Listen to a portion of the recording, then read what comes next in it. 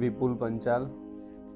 હું મારી mummy means કે મારી સાસુમાને જે જગ્યાએ અમે ખાનગી એક હોસ્પિટલમાં દાખલ કર્યા હતા, ત્યાં અમે જે પરિસ્થિતિથી ગુજર્યા છે એ પરિસ્થિતિમાં બીજું કોઈ ના મુકાય એવી હું સ્વામિનારાયણ ભગવાનને પ્રાર્થના કરીશ કે એવી પરિસ્થિતિમાં બીજું કોઈ ના મુકાય. મેં જે ફીલ કર્યું છે કોઈ બીજું ના કરી શકે.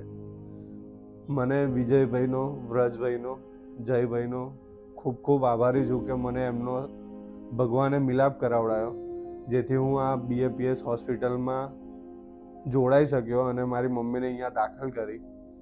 હવે જે હું ખાનગી હોસ્પિટલમાં હતો ત્યાં મને એવું કહેવામાં આવ્યું હતું કે પેસમેકર મૂકવું પડશે. 95% ચાન્સીસ છે કે મૂકવું જ પડશે, પણ મારી એવી કન્ડિશન નથી કે ભાઈ હું કરી શકું કે ક્યાંથી કરું કે ડૉક્ટરોની સલાહ ને બધું.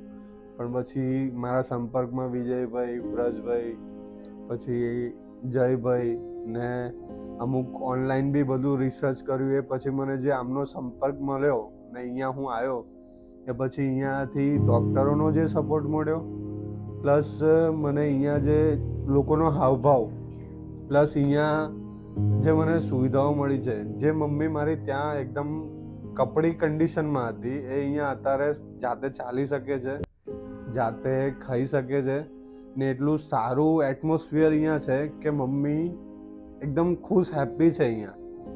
ને મારી મમ્મીને જે અહીંયાની ટ્રીટમેન્ટથી જે ઊભા થયા છે અને અત્યારે અહીંયાના ડૉક્ટરો થ્રુથી એવું ખબર પડે છે કે એ પેસમેકર મૂકવાની નોબત જ નહીં આવે.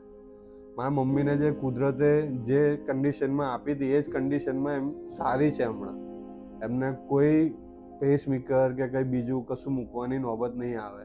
ને અહીંયાના ટ્રીટમેન્ટથી અને અહીંયાના બધાના સપોર્ટથી આજે મારી મમ્મી એકદમ તંદુરસ્ત છે ને વિથિન આજે કે કાલે 1-2 દાડામાં લગભગ મારી મમ્મીને રજા આપી દેવામાં આવશે ને હાલ મમ્મીની તબિયત બહુ સારી છે, બહુ જ સારી છે. બીજું તો કશું નહીં, પણ પેલો કહે ને કે ભગવાનનો સાથ હોય ને તો બધું સારું જ થાય. તો મારે અહીંયા BAPSમાં આવ્યા પછી મારી મમ્મીને સારું છે. બસ અસ્તુ.